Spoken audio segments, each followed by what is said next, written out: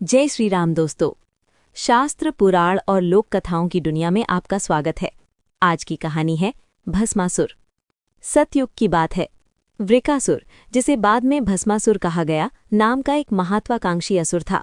उसे अपनी शारीरिक शक्ति पर घमंड था, लेकिन वो जानता था कि देवताओं को हराने के लिए केवल बाहुबल काफी नहीं है, उसे अमरता चाहिए। उसने केदारनाथ के पास एक घने जंगल में भगवान शिव की कठोर तपस्या आरंभ की। उसकी तपस्या इतनी उग्र थी कि उसने वर्षों तक अन्न जल ग्रहण नहीं किया। वो अपने शरीर के मांस को काट काट कर हवन कुंड में डालने लगा। उसकी निष्ठा और तष्ट देखकर आशुतोष यानी शीघ्र प्रसन्न होने वाले भगवान शिव का हृदय पिघल गया। वे नंदी पर सवार होकर प्रकट हुए और बोले, वत्स, बस करो, मैं तुम्हारे त्याग से प्रसन्न हूँ। आंखें खोलो और वरदान मांगो। भस्मासुर ने आंखें खोलीं और कहा, प्रभु, यदि आप प्रसन्न हैं तो मुझे अमर कर दीजिए। काल मेरा बाल भी बांका न कर सके। शिवजी ने समझाया, वत्स, जिसका जन्म हुआ है उसकी मृत्यु निश्चित है। ये सृष्टि का नियम है, जिसे स्वयं ब्रह्मा या मैं भी नहीं बदल सकते। कुछ और मांगो। भस्मासुर ने चालाकी से सोचा, अगर अमर नहीं हो सकता तो इतना घातक बन जाऊं कि कोई मेरे सामने टिक न सके। उसने कहा, प्रभु, तो मुझे ऐसा वरदान दीजिए कि मैं जिसके भी सिर पर अपना हाथ रखूं वो उसी क्षण जलकर भस्म हो जाए, राख हो जाए। शिवजी ने एक पल सोचा, पर वे भक्त के वचन से बंधे थे। उन्होंने हाथ उठाकर कहा, तथास्तु, यानी ऐसा ही हो। वरदान मिलते ही भस्मासुर के शरीर में बिजली जैसी शक्ति दौड़ गई। शक्ति आते ही उसकी बुद्धि भ्रष्ट हो गई। उसने अपनी हथेलियों को देखा और सोचा, क्या सच में मेरे हाथ में मृत्यु है या शिवजी ने मुझे बहला दिया। उसके मन में पाप जाग गया। उसकी नज़र पास ही खड़ी जगत जननी माता पार्वती पर पड़ी। उनके अलौकिक सौंदर्य को देखकर वो कामांध हो गया। उसने मन ही मन एक भयानक योजना बनाई।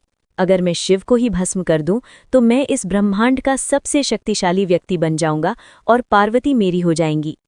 वो एक दुष्ट मुस्कान के साथ शिवजी की ओर बढ़ा और बोला, प्रभु, आपके वरदान की सत्यता परखने के लिए मुझे किसी और की क्या आवश्यकता। मैं आप पर ही हाथ रखकर इसे आजमाना चाहता हूँ। भगवान शिव समझ गए कि उन्होंने सांप को दूध पिलाया है। चूंकि शिवजी स्वयं अपने दिए वरदान को निष्फल नहीं कर सकते थे, इसलिए वो वहां से अंतर्ध्यान हो गए और कैलाश छोड़कर भागने लगे। भस्मासुर रुको रुको चिल्लाता हुआ उनके पीछे भागने लगा। तीनों लोकों में हाहाकार मच गया कि एक भक्त अपने ही भगवान को मारने दौड़ रहा है।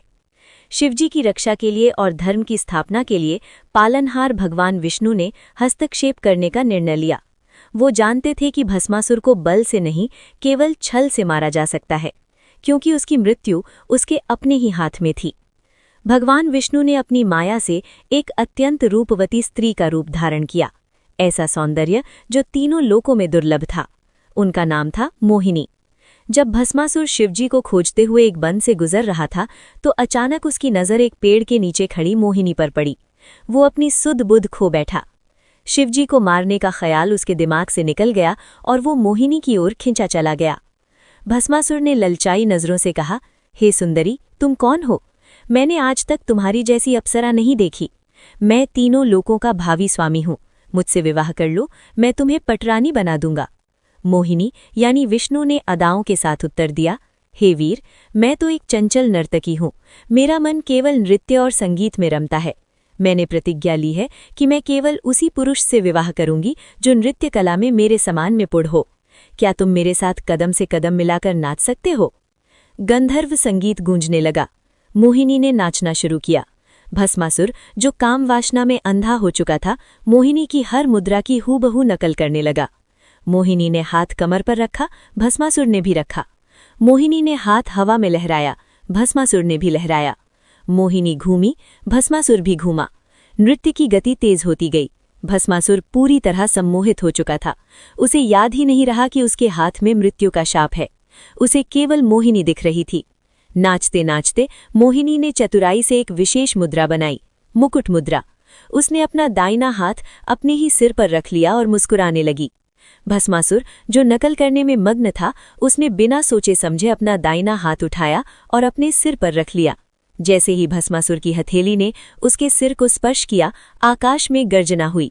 भगवान शिव का वरदान जागृत हो गया। आह की एक भयानक चीख निकली। भस्मासुर के शरीर से प्रचंड अग्नि प्रज्वलित हुई। वो कुछ समझ पाता उससे पहले ही वो अग्नि ने उसे पूरी तरह अपनी चपेट में ले लिया। क्षण भर में वो महाबली असुर जो शिवजी को भस्म करने चला था स्वयं राख के ढेर में बदल गया। भगवान विष्णु अपने वास्तविक रूप में आए, शिवजी भी वहां प्रकट हुए। देवताओं ने पुष्प वर्षा की। इस तरह अपनी ही शक्ति का दुरुपयोग करने वाला भस्मासुर अपने विनाश का कारण बना। भस्मासुर की ये पौराणिक कथा आज के जीवन में भी अत्यंत प्रासंगिक है। शक्ति, धन या पद मिलना बड़ी बात नहीं है, उसे पचाना बड़ी बात है। जो व्यक्ति शक्ति पाकर अपने ही शुभचिंतकों, माता पिता, गुरु या समाज का अहित करता है, उसका पतन निश्चित है। बुराई को किसी बाहरी दुश्मन की जरूरत नहीं होती। बुराई की बीज में ही विनाश छिपा होता है। जैसे भस्मासुर का हाथ ही उसका शत्रु बन गया, वैसे ही हमारे बुरे कर्म अंत में हमें ही नुकसान पहुंचाते हैं। काम वासना और अंधा मोह इंसान के विवेक को हर लेता है, जिससे वो अपना विनाश स्वयं कर बैठता है। हमारे साथ बने रहने के लिए धन्यवाद। चैनल को लाइक और सब्सक्राइब जरूर करें, इससे हमें और भी अच्छी कहानियां लाने का प्रोत्साहन मिलता है। जय श्री राम।